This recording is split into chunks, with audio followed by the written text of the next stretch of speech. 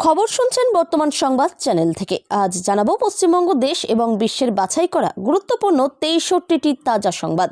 শুরুতেই জানিয়ে দেব সংবাদ শিরোনাম। ব্রেকফাস্টে ৫৮ লাখ, ১৪ই ফেব্রুয়ারি লঞ্চ হবে এসআইআর নিয়ে চরম আত্মবিশ্বাসী শুভেন্দু। ভোটার তালিকার খসড়াতে মৃত ২ আদিবাসী জীবিত ঘুরে বেড়াচ্ছেন, ফুঁসছে আদিবাসী পাড়া। ধুকধুক করে মরার থেকে একবারই মরা ভালো, নির্বাচন কমিশনের কোমর ভাঙার হুমকি দিয়ে বললেন টিএমসির মনিরুল। পুড়িয়ে মারার চেষ্টায় বিজেপি নেতার তাঁতঘরে আগুন, পুড়িয়ে ছাই লক্ষ টাকার সামগ্রী। গালে নয় জোড়া ফুলে জোড়া থাপ্পড় পড়বে, সুপ্রিম কোর্টের এসআইআর নির্দেশে অভিষেকের প্রতিক্রিয়ার পাল্টা শ্রমিক অধীর। অভিষেককে দেখে জয় শ্রীরাম স্লোগান, শিক্ষা দিতে নামলেন তৃণমূলের মহিলা কর্মীরা, মারধরের অভিযোগ। রোজভ্যালির টাকা ফেরত শুরু, ৩ দফায় প্রায় ২৯ কোটি টাকা পাচ্ছেন আমানতকারীরা। ফের অগ্নিগর্ভ ভাঙড়, বোমার ঘায়ে ঝলসে গেল তৃণমূল কর্মীর হাত। আগামী ২৮শে জানুয়ারি সিঙ্গুরে যাচ্ছেন মুখ্যমন্ত্রী মমতা বন্দ্যোপাধ্যায়, প্রশাসনিক থেকে জনসভা, একাধিক কর্মসূচি। বারাণসীর ঘাটে চুপি সারে দ্বিতীয় বিয়ে সারলেন হিরণ চট্টোপাধ্যায়। ফর্ম ৭-এ জ্যান্ত মানুষের নাম, তা দেখেই চোখ ছানা বড়া বিএলওর। গ্রেপ্তার বিজেপি কর্মী। এনআইএ নিয়ে সিদ্ধান্ত নেবে কেন্দ্র, বেলডাঙ্গায় কেন্দ্রীয় বাহিনী মোতায়েনের নির্দেশ হাইকোর্টের। ওর কোমর ঢিলা করে দিতে হবে, নির্বাচন কমিশনারের উদ্দেশ্যে হুঙ্কার টিএমসি বিধায়কের। পাতাল থেকে ছেঁচড়ে বের করব। এসআইআর নিয়ে ভাঙচুর, তাণ্ডব, আগুন। রাজ্য সরকারকে এই কড়া নির্দেশ দিল সুপ্রিম কোর্ট। বেলুর মঠে নয়, শুনানি কেন্দ্রেই যেতে হলো, শেষ মুহূর্তের সিদ্ধান্ত বদল মেনে হাজির হলেন নোটিশ পাওয়া সন্ন্যাসীরা। আদি নব্যের বিবাদে ট্যাবলো ভাঙচুরের অভিযোগ, নন্দীগ্রামে বিজেপির পঞ্চায়েতের অনুষ্ঠানেই ডাক পেলেন না শুভেন্দু। ফর্ম ৭ ফিল আপ করায় গ্রেপ্তার পঞ্চায়েত প্রতিনিধি, ক্ষুব্ধ শুভেন্দুর মতো, গণতন্ত্রের ওপর সরাসরি আঘাত। বান্ধবীকে ধর্ষণ করে লন্ডনে পলায়ন, ৭ বছর পর দেশে ফিরতেই গ্রেপ্তার শেখ সাহেব। ৩৪৩ জন ভোটারের নাম বাদের ষড়যন্ত্র, ৭ই নম্বর ফর্ম জমা দিয়েই তমলুকে পুলিশের জালে বিজেপি নেতা। শাহের পর মোদি সাক্ষাতে দিলীপ, ২৬-এর আগে দাবাং নেতাকে চাঙ্গা করতে কি মন্ত্র প্রধানমন্ত্রীর। প্রথমে হ্যাঁ বললেও হঠাৎ ইউটার্ন, কেন ডোমিসাইল সার্টিফিকেটে আপত্তি কমিশনের। ২২ থেকে ২৫ জানুয়ারি পর্যন্ত ৯টি রাজ্যে বৃষ্টি, আবারও কি কমবে তাপমাত্রা, জেনে নিন বিস্তারিত। স্বর্ণকার খুনের মামলায় মূল অভিযুক্ত প্রশান্তকে সরানো হলো, নতুন ভিডিও পেল রাজগঞ্জ। ইচ্ছাকৃতভাবে এসআইআর শুনানিতে ডেকে হেনস্থার অভিযোগ, সন্দেশখালীতে বিডিও অফিসের তাণ্ডব, ভাঙচুর। আছে ৫, এসআইআর নোটিশে সন্তানের সংখ্যা দেখেই হার্ট অ্যাটাক, মুর্শিদাবাদে একশত আলীর মৃত্যুতে চাঞ্চল্য। বাচ্চাদের জন্য আর নয় ফেসবুক, ইনস্টাগ্রাম, অস্ট্রেলিয়ার পর এই দেশগুলিতেও হতে পারে ব্যান। বিজেপির সর্বভারতীয় সভাপতির দায়িত্ব নিলেন নীতিন নবীন, উনি এখন আমাদের বস, বললেন প্রধানমন্ত্রী মোদী। দীর্ঘদিন পলাতক থাকার পর তামান্না খুনে গ্রেপ্তার সাবির, ধৃতের সংখ্যা বেড়ে ১১। বসিরহাটে কলেজ পড়ুয়ার রহস্য মৃত্যুর ঘটনায় গ্রেপ্তার ১, এখনও এলাকা ছাড়া তৃণমূলের উপপ্রধান। ভাবছো ভোটারদের বাদ দিয়ে জিতে যাবে দলটা তৃণমূল কংগ্রেস, এসআইআর নিয়ে অনুব্রতের নিশানায় বিজেপি। গাড়ি বাড়ি ব্যবসা কি নেই, ইন্দোরের কোটিপতি ভিখারির সম্পত্তি দেখে চক্ষু চরক গাছ প্রশাসনের। বিজেপি আরএসএস করা চলবে না, হাতজোড় করে মাফ চাইলেন যুবক। নানুরে বাইক বাহিনীর তাণ্ডবে উত্তাল জেলা। মালদায় তৃণমূলে বড় ভাঙন, মৌসুমের পথে হাঁটলেন এবার এতজন টিএমসি কর্মী। নাম বাদ গেলে কোথায় যাব, এসআইআর নোটিশ পেতেই আতঙ্ক, জলঙ্গিতে হৃদরোগে আক্রান্ত হয়ে মৃত্যু। স্বাভাবিক ছন্দে বেলডাঙ্গা, অশান্তির ঘটনায় বাড়ল ধৃতের সংখ্যা, পুলিশের নজরে অভিযুক্তদের সমাজ মাধ্যম। ২৮শে জানুয়ারি সিঙ্গুরের সভা মুখ্যমন্ত্রীর, মঞ্চ থেকেই আরও ১৬ লক্ষের বাংলার বাড়ির প্রথম কিস্তি। মোবাইল জমা রেখে লজিক্যাল বৈঠকে জেলা শাসকরা, মমতা বললেন কারো নাম যেন বাদ না যায়। গুণমান পরীক্ষায় ব্যর্থ ৪৫টি ওষুধের ব্যাচ সহ নাম প্রকাশ স্বাস্থ্য দপ্তরের, তালিকায় রাজ্যের ৫ সংস্থার ওষুধও। বিধানসভা ভোটে মোদি শাহ গণেশের বিরুদ্ধে বাঙালির লড়াই, জানিয়ে দিল তৃণমূলপন্থী বিদ্ধজনরা। আইনজীবী হত্যা মামলা, চিন্ময় কৃষ্ণের বিরুদ্ধে চার্জ গঠন করে বিচার প্রক্রিয়া শুরুর নির্দেশ দিল চট্টগ্রাম আদালত। সামনেই পরীক্ষা, তার আগেই মাধ্যমিক পরীক্ষার্থীর রক্তাক্ত মৃতদেহ উদ্ধারের চাঞ্চল্য মুর্শিদাবাদে।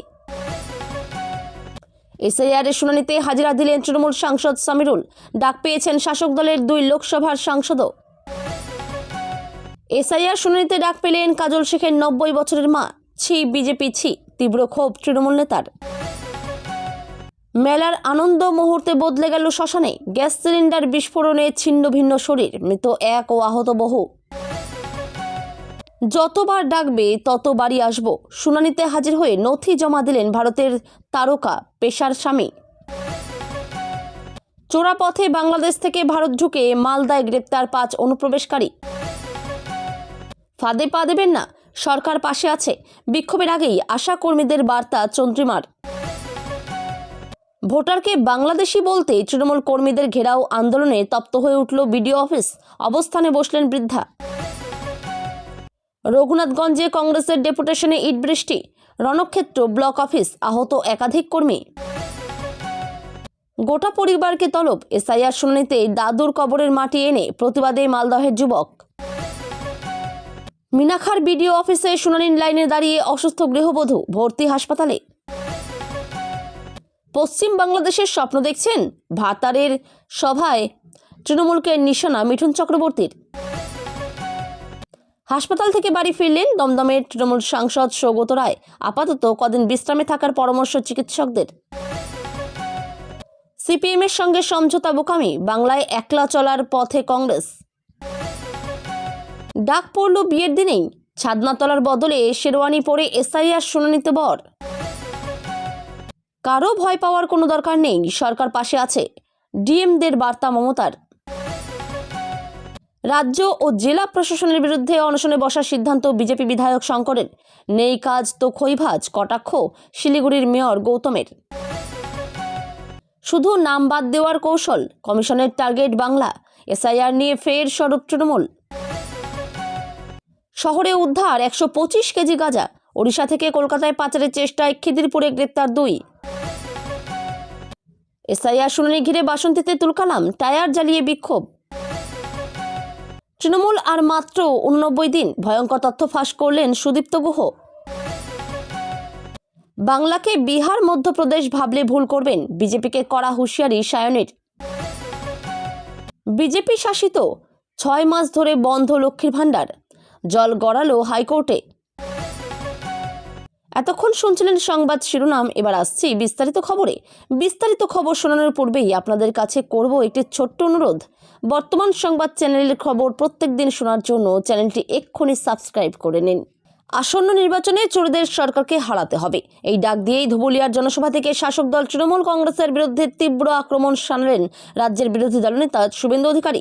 এসআইআর ইস্যুকে সামনে রেখে তিনি তৃণমূল নেতৃত্বকে কটাক্ষ করেন এবং দাবি করেন নির্বাচন কমিশনের পদক্ষেপ এখন শুরুমাত্র। এই রাজনৈতিক চাপান্তরের পটভূমিতে রয়েছে সুপ্রিম কোর্টের সাম্প্রতিক নির্দেশ। সোমবার শীর্ষ আদালত রাজ্যের এসআইআর সংক্রান্ত বিষয়ে নির্বাচন কমিশনকে নির্দেশ দিয়েছে লজিক্যাল ডিসক্রিপেন্সির তালিকা প্রকাশ করতে হবে এবং যারা নথি জমা দেবেন তাদের রসিদ দিতে হবে। আদালতের এই নির্দেশের পরই তৃণমূলের সর্বভারতীয় সাধারণ সম্পাদক অভিষেক বন্দ্যোপাধ্যায় মন্তব্য করেন, বিজেপি ও নির্বাচন কমিশন সুপ্রিম কোর্টের থাপ্পড় খেয়েছে। একই সঙ্গে তিনি দাবি করেন, আদালতে যেমন জয় এসেছে তেমনই এপ্রিলের ভোটেও জয় পাবে তৃণমূল। ধুবুলিয়ার সভা থেকে অভিষেকের এই মন্তব্যের পাল্টা দিতে এক মুহূর্ত দেরি করেননি শুভেন্দু অধিকারী। নাম না করেই তিনি বলেন, অর্ডার এখনও আপলোড হয়নি, তার আগেই বলা হচ্ছে কোর্টে জিতে গেছি, ভোটেও জিতে যাব, জিততে দেব না, বাংলার মানুষই জবাব দেবে। শুভেন্দুর দাবি, সুপ্রিম কোর্টের নির্দেশ নিয়ে তৃণমূল মিথ্যে প্রচার করছে। মৃত ২ আদিবাসী দিব্যি জীবিত ঘুরে বেড়াচ্ছেন। উত্তর ২৪ পরগনা জেলার বসিরহাট মহকুমার হারোয়া থানার গোপালপুর ১ নম্বর গ্রাম পঞ্চায়েতের নতুনপাড়া ২৬৪ নম্বর বুথের ঘটনা। পরিবার ও স্থানীয় সূত্রে জানা যায়, ৩২ বছরের সুজিত সর্দার, যার এপিক নম্বর RX3 131248006, 26 বছরের পূজা সর্দার, যার এপিক নম্বর RXT 1740109। এরা দুজনেই এনুমারেশন ফর্ম ফিল আপ করেছিলেন। তারপরও 16ই ডিসেম্বর প্রকাশিত খসড়া তালিকায় তাদেরকে মৃত বলে ঘোষণা করে নির্বাচন কমিশন, যা নিয়ে ইতিমধ্যে পরিবারের সদস্য এবং স্থানীয় জনপ্রতিনিধি সকলেই সরব হয়েছেন। পাশাপাশি তারা বলেন, আদিবাসী বলে চক্রান্ত করে তাদের ভোটার তালিকা থেকে নাম কাটা হয়েছে। যদিও সুরজিৎ সর্দার নামে ওই যুবক জানান তিনি বিষয়টি হাড়োয়া ব্লক প্রশাসনকে জানিয়েছেন এবং ইতিমধ্যে 6 নম্বর ফর্ম ফিল আপ করেছেন নতুনভাবে নাম তোলার জন্য। কিন্তু কেন এমন হলো সে উত্তর অধরা। স্থানীয় জনপ্রতিনিধি বলেন, বিজেপি সরকার বারংবার হিন্দু হিন্দু করে প্রচার করেন, কিন্তু আমরা আদিবাসীরা তাদের কাছে মূল্যহীন, তথা আদিবাসীদেরকে ষড়যন্ত্র করে ভোটার তালিকা থেকে নাম কেটে দেওয়া হচ্ছে। পাশাপাশি SIR নিয়েও একাধিক প্রশ্ন তুলেছেন। ভোটার তালিকায় দেখানো মৃত যুবক যুবতীর পরিবার এই বিষয়ে জানতে চাইলে BLO কাকলি সাহা কোনো মন্তব্য করতে চাননি। তিনি বলেন, যা বলার ঊর্ধ্বতন কর্তৃপক্ষ বলবে। স্থানীয় জনপ্রতিনিধিরা যদিও ইতিমধ্যে স্থানীয় তৃণমূল নেতৃত্ব ওই দুই পরিবারের পাশে দাঁড়িয়েছেন এবং সব রকমের সাহায্যের আশ্বাস দিয়েছেন। পাশাপাশি হাড়োয়া 1 নম্বর ব্লক তৃণমূল কংগ্রেসের সভাপতি শফিক আহমেদ বলেন, আমরা ওই পরিবারের পাশে আছি এবং ওই দুই যুবক যুবতীর নাম তোলার জন্য আমরা সদা সর্বদা ওই পরিবারের পাশে আছি। প্রথম বলেছিলেন শুনানি করতে দেব না, তারপর বিডিও অফিস ভাঙচুরের অভিযোগ উঠেছিল তার নেতৃত্বে, আর এবার সেই তৃণমূল বিধায়ক মনিরুল ইসলামের মুখে ফের হুমকির সুর। নির্বাচন কমিশনের কোমর ভেঙে দেওয়ার হুঁশিয়ারি দিলেন তিনি। এর আগে বিডিও অফিস ভাঙচুরের ঘটনায় মনিরুলের বিরুদ্ধে কেন মামলা হয়নি সেই নিয়ে প্রশ্ন তোলেন বিরোধীরা। ফের একবার হুমকির সুরে কথা বলতে দেখা গেল তাকে। সোমবার বিকেলে বস্ত্র বিতরণ অনুষ্ঠান ছিল, সেই অনুষ্ঠান থেকে ফারাক্কার বিধায়ক হুমকি দেন, বলেন কঞ্চি নয় লাঠি দিয়ে নির্বাচন কমিশনের কোমর ঢিলা করে দিতে হবে। তুমি আকাশে আছো, পাতাল থেকে ছেড়ছো, বের করব একটা একটা করে। তিনি আরো বলেন, সংবিধান সুপ্রিম কোর্টের উপর আস্থা রাখতে হবে। কালে থাপ্পড় পড়ছে বিজেপির। কমিশনার পদত্যাগ করা উচিত। ভার গদ্দার হয়ে গেছে। নিজে বাঁচার জন্য আগামী প্রজন্মকে বাঁচাতে তৈরি থাকুন। 19 তারিখ ফাইনাল লিস্ট বেরোবে, তখন যদি সব ঠিকঠাক হয়, নচেত দেখবেন চারদিকে আগুন জ্বলছে, কিছু করার নেই। ধুকধুক করে মরার থেকে একেবারে মরা ভালো। এখানে উল্লেখ্য, এর আগে মনিরুল ধর্মের ভিত্তিতে নাম বাদের অভিযোগ তুলেছিলেন। সেই সময় বলেছিলেন, হিন্দু ভাইরা আমায় বলছে রামের নাম শুনলে বলছে আপনার কিছু লাগবে না, আর রহিমের নাম শুনলে তখন 14 গোষ্ঠীর খতিয়ান চাই। এই দ্বিচারিতা চলবে না। আমরা সকলে এই দেশকে স্বাধীন করেছি। যদি ফারাক্কার মানুষকে বাঁচাতে গিয়ে গুলি খেতে হয়, এই মনিরুল ইসলাম গুলি খাবেন প্রথমে, তারপর বিডিও অফিস ভাঙচুর করা হয়। এরপর ফের একবার হুমকি দেওয়ার অভিযোগ উঠল মনিরুল ইসলামের বিরুদ্ধে। নদিয়ার শান্তিপুর থানার গবারচর এলাকায় বিজেপি নেতা তাঁতঘরে আগুন ধরানোকে কেন্দ্র করে উত্তেজনা ছড়ালো এলাকায়। আগুনে প্রায় 8 লক্ষ টাকার ক্ষয়ক্ষতি হয়েছে বলে প্রাথমিকভাবে অনুমান। ক্ষতিগ্রস্ত পবিত্র বিশ্বাস পেশায় একজন তাঁত ব্যবসায়ী, পাশাপাশি তিনি বেলঘরিয়া 2 নম্বর গ্রাম পঞ্চায়েতের বিরোধী দলনেতা। মঙ্গলবার ভোররাতে কে বা কারা তার তাঁতঘরে আগুন লাগিয়ে দেয়। অভিযোগ, কয়েকদিন আগেই তৃণমূল আশ্রিত দুষ্কৃতীরা তার বাড়িতে চড়াও হয়েছিল। সেই ঘটনার সূত্র ধরেই পেট্রোল ঢেলে পরিকল্পিতভাবে আগুন লাগানো হয়েছে বলে সন্দেহ প্রকাশ করেছেন পবিত্র বিশ্বাস ও তার পরিবারের সদস্যরা। ঘটনার খবর পেয়ে আজ দুপুরে ঘটনাস্থলে আসেন রানাঘাট লোকসভার সাংসদ জগন্নাথ সরকার। তিনি বলেন, বিজেপির কাজ দাঙ্গা বা আগুন লাগানো নয়। বিজেপি কোনো হুমকিতে ভয় পায় না। তবে একই সঙ্গে তিনি দাবি করেন, এই ঘটনার পিছনে শহর তৃণমূল কংগ্রেসের সভাপতি বৃন্দাবন প্রামাণিকের ভূমিকা রয়েছে এবং তাকে পুড়িয়ে মারার চেষ্টা করা হয়েছে বলেও অভিযোগ তোলেন। অন্যদিকে এই অভিযোগ সম্পূর্ণ অস্বীকার করেছেন বৃন্দাবন প্রামাণিক। তার বক্তব্য, এই ঘটনার সঙ্গে আমার বা তৃণমূল কংগ্রেসের কোনো যোগ নেই। ঘটনাকে কেন্দ্র করে এলাকায় পুলিশ মোতায়েন করা হয়েছে। শান্তিপুর থানার পুলিশ তদন্ত শুরু করেছে। আগুন লাগার প্রকৃত কারণ ও দোষীদের খোঁজে তল্লাশি চলছে। রাজনৈতিক তরজা ও পাল্টা অভিযোগে পরিস্থিতি ক্রমে উত্তপ্ত হয়ে উঠছে গবারচর এলাকায়। ভোটারের অনুমতি সাপেক্ষেও ঢুকতে পারবেন শুনানি কেন্দ্রে। SIR মামলায় এর নির্দেশ দিল সুপ্রিম কোর্টের প্রধান বিচারপতির বেঞ্চ। বড়সড় ধাক্কা খেল নির্বাচন কমিশন। এদিকে সুপ্রিম নির্দেশের পর তীব্র আক্রমণ শুনিয়েছেন অভিষেক বন্দ্যোপাধ্যায়। সুপ্রিম কোর্টের SIR নির্দেশের পর কি প্রতিক্রিয়া রাজ্যের বিরোধী দলগুলির? শ্রমিক ভট্টাচার্য বলেন, সুপ্রিম কোর্টে যেটা প্রতিষ্ঠা পেয়েছে সেটা দেখা যাচ্ছে। এক পিতার 100 ছেলে মেয়ে, কোথা থেকে আবার ধৃতরাষ্ট্র এসেছে তাকে খুঁজে বার করাটা নির্বাচন কমিশনের মধ্যে পড়ে। তৃণমূলের BLA টুরা যদি ভিতরে যায়, তাহলে বিজেপির প্রতিনিধি ভিতরে থাকবে এবং সেখানে উত্তেজনা ছড়াবে কি ছড়াবে না সেটা সময় বলবে। উত্তেজনা তো ছড়িয়েই আছে, বাইরে থেকেই যা শুরু করেছে, ভিতরে ঢুকলে কি করবে সেটা দেখার। সুপ্রিম কোর্ট যখন নির্দেশ দিয়েছে, এখন নির্বাচন কমিশনকে শান্তি শৃঙ্খলারও বিষয়, যেটা সুপ্রিম কোর্টও বলেছে, সেটা যাতে সুনিশ্চিত করতে পারে EC, তার দিকে আমাদের দৃষ্টি থাকবে। আমরা তো আর গালে থাপ্পড় বলতে পারি না, তবে জোড়া ফুলে জোড়া থাপ্পড় পড়বে। বিধানসভা নির্বাচনের ফল ভোগ করতে হবে তৃণমূলকে। যদিও তৃণমূলের দাবি তাদের দলের সংস্কৃতি এমন নয়। বারাসাত থেকে এই ঘটনা সামনে এসেছে। গতকাল কাছারি ময়দানে সভা ছিল অভিষেকের। সেই মতো দুপুর 3:45 নাগাদ সেখান দিয়ে অভিষেকের কনভয় যাচ্ছিল। সেই সময় জেলা প্রাথমিক শিক্ষা সংসদের দপ্তরের সামনে আচমকায় রাস্তার পাশ থেকে দুজন জয় শ্রীরাম স্লোগান তোলেন। এরপরই তৃণমূলের মহিলা কর্মীদের একাংশ ওই দুই ব্যক্তিকে ঘিরে ফেলেন। তাদের চর থাপ্পড় মারা হয় বলে অভিযোগ। সেই নিয়ে শোরগোল পড়ে যায় এলাকায়। সোশ্যাল মিডিয়ায় যে ভিডিও ভাইরাল হয়েছে তাতে দেখা গিয়েছে এক ব্যক্তিকে রীতিমতো ঘিরে ফেলেছেন তৃণমূলের মহিলা কর্মীরা। দুই তরফেই প্রবল বচসা ঝগড়া চলছে। সেই আবহেই এক মহিলা ওই ব্যক্তির চুলে মুঠে ধরেন। পর মুহূর্তেই সপাটে কষিয়ে দেন চর।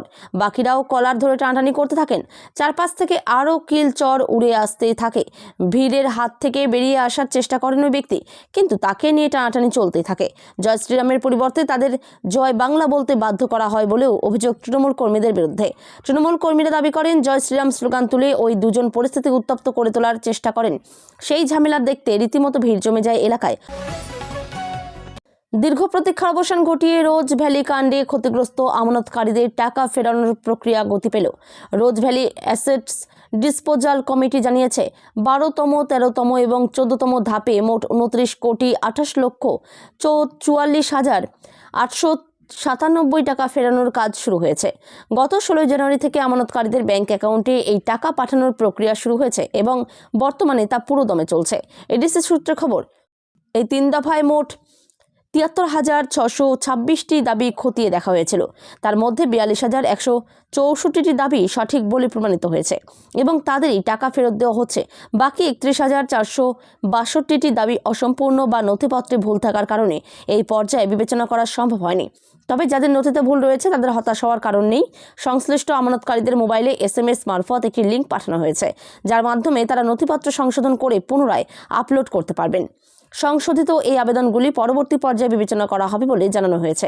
এই দফায় আমানতকারীরা তাদের দাবির বিপরীতে সর্বোচ্চ 10,200 টাকা পর্যন্ত হাতে পাচ্ছেন। মূলত নির্ধারিত সময়সীমার মধ্যে যারা আবেদন করেছিলেন এবং যাদের নথিপত্র যাচাইয়ের কাজ সম্পূর্ণ হয়েছে তাদেরই তালিকায় রাখা হয়েছে। আমানতকারীদের সতর্ক করে এডিসি স্পষ্ট জানিয়েছে, আদালতের নির্দেশে রোজ ভ্যালির সম্পত্তি বিক্রির একমাত্র বৈধ উপায় হল সেবির মাধ্যমে অ্যাকশন বা ইলেকট্রনিক নিলাম। দক্ষিণ 24 পরগনার ভাঙড়ে ফের রক্ত ঝরল। এসআইআর ঘিরে রাজ্য জুড়ে যখন উত্তেজনার পারদ চড়ছে, ঠিক সেই সময় বোমার ঘায়ে এক তৃণমূল কর্মীর হাতে একাংশ ঝলসে যাওয়ার ঘটনায় নতুন করে অশান্তি ছড়ালো বানতলা এলাকায়। শাসক দলের অভিযোগ, রাতের অন্ধকারে পরিকল্পিতভাবে তৃণমূল কর্মীদের ভয় দেখাতেই আইএসএফের দুষ্কৃতীরা ওই হামলা চালিয়েছে। যদিও এই অভিযোগ উড়িয়ে পাল্টা তৃণমূলকে কাঠগড়ায় তুলেছে আইএসএফ। পাল্টা অভিযোগে ফের উত্তপ্ত ভাঙড়। পুলিশ ও স্থানীয় সূত্রে জানা গিয়েছে, সোমবার রাতে চরমনগরী এলাকা থেকে কাজ সেরে বাড়ি ফিরছিলেন তৃণমূলের কর্মী কামাল। অভিযোগ, চালতাবেড়িয়া অঞ্চলের পুরাতন পাগলাহাটের কাছে পৌঁছতেই তাকে লক্ষ্য করে বোমা ছোড়া হয়। বিস্ফোরণের অভিঘাতে গুরুতর আহত হন কামাল। ঘটনাস্থলে রক্তাক্ত অবস্থায় লুটিয়ে পড়েন তিনি। তার বাঁ হাতের চামড়া ঝলসে গিয়ে হাড় বেরিয়ে আসে বলে জানা গিয়েছে। বোমার বিকট শব্দে প্রথমে আতঙ্কে কেউই বাড়ি থেকে বেরোনোর সাহস পাননি। পরে আহতের গোঙানির শব্দ শুনে স্থানীয় বাসিন্দারা এগিয়ে এসে তাকে উদ্ধার করেন। তড়িঘড়ি হাসপাতালে নিয়ে যাওয়া হলে চিকিৎসকেরা জানান তার হাতের অবস্থা আশঙ্কাজনক। আগামী 28 জানুয়ারি সিঙ্গুর যাবেন মুখ্যমন্ত্রী মমতা বন্দ্যোপাধ্যায়। ইতিমধ্যে প্রস্তুতি নেওয়ার নির্দেশ দেওয়া হয়েছে বলে এই সূত্রে খবর। জানা গিয়েছে, প্রশাসনিক সভা ও জনসভা করতে পারেন মুখ্যমন্ত্রী। পুলিশের তরফে প্রস্তুতি নেওয়ার নির্দেশ দেওয়া হয়েছে বলে এই সূত্রের খবর। প্রসঙ্গত, গত রবিবারই সিঙ্গুরে সভা করেন প্রধানমন্ত্রী নরেন্দ্র মোদী। তার ঠিক একদিন পরেই ঘোষণা করা হলো মমতার সিঙ্গুর সফরের নির্ঘণ্ট। বাংলার রাজনীতিতে 34 বছরের বাম জামানার পতনে ও রাজ্যের রাজনৈতিক পট পরিবর্তনে সিঙ্গুর জমি আন্দোলন অন্যতম গুরুত্বপূর্ণ অধ্যায়। হুগলির সিঙ্গুর থেকে টাটা বিদায়ের 18 বছর পর রবিবার সেই নিষ্ফলা জমিতে প্রধানমন্ত্রী নরেন্দ্র মোদীর রাজনৈতিক জনসভা ও সরকারি একাধিক প্রকল্পের উদ্বোধন করেন নরেন্দ্র মোদী। সিঙ্গুরের ন্যানো কারখানার জমিতে এই প্রথম বিজেপির এত বড় কর্মসূচি হয়, যা আগামী বিধানসভা নির্বাচনের আগে বিশেষভাবে তাৎপর্য বহন করে বলে মনে করছে রাজনৈতিক মহল। সিঙ্গুরের মঞ্চ থেকে মোদী এক্সটেন্ডেড পোর্ট গেট সিস্টেমের শিলান্যাস করেন। সেই সঙ্গে 3টি অমৃত ভারত এক্সপ্রেস এবং একটি প্যাসেঞ্জার ট্রেনেরও উদ্বোধন করেন। সাত পাকে বাধা পড়লেন হিরণ চট্টোপাধ্যায়। দ্বিতীয়বার বিয়ের পিঁড়িতে বসলেন বিজেপি বিধায়ক ও অভিনেতা। বিয়ের একাধিক ছবি নিজের ইনস্টাগ্রাম হ্যান্ডেলে পোস্ট করেছেন হিরণ। পাত্রী ঋতিকা গিরি বলে শোনা যাচ্ছে, বারাণসীর ঘাটে 4 হাত এক হয়ে যায় তাদের। সোশ্যাল মিডিয়ায় অভিনেতা বিয়ের ছবি দিতেই এই নিয়ে চর্চা শুরু হয়েছে। দীর্ঘদিন অভিনয় জগতে দেখা যায়নি তাকে। এ নিয়ে একসময় দীর্ঘ চর্চা চলেছিল। 2023-এর সঙ্গে এক্সক্লুসিভ এক সাক্ষাৎকারে এ নিয়ে মুখ খুলেছিলেন হিরণ। তাকে প্রশ্ন করা হয়েছিল, গুঞ্জন ইন্ডাস্ট্রি দেবময়, তাই ছবি পান না হিরণ, এটা কি সত্যি? উত্তরে হিরণ বলেছিলেন, না এসব আমি জানি না। দেব তো আমার সঙ্গে আগে সিনেমা করেছেন, আমি তো পরে এসেছি ইন্ডাস্ট্রিতে। কিন্তু তা সত্ত্বেও নবাব নন্দিনী হিট করেছে, ভালোবাসা দেব করেনি, আমি করেছি, হিট করেছে। বর্তমান সময়ে তিনি সক্রিয় রাজনীতিতে রয়েছেন। রাজ্য বিধানসভার সদস্য থাকাকালীনই গতবার লোকসভা নির্বাচনের প্রতিদ্বন্দ্বিতা করেন হিরণ। তৃণমূলের তারকা সাংসদ তথা প্রার্থী দীপক অধিকারী ওরফে দেবের বিরুদ্ধে ঘাটালে লড়াই করেন টলিউড থেকে উঠে আসা এই তারকা রাজনীতিক হিরণময় চট্টোপাধ্যায় ওরফে হিরণ। রাজনীতির ময়দানে সম্মুখ সমরে বাংলার 2 অভিনেতা, তাও আবার একই লোকসভা কেন্দ্রে, জানিয়ে সমানে বাকযুদ্ধ চলে।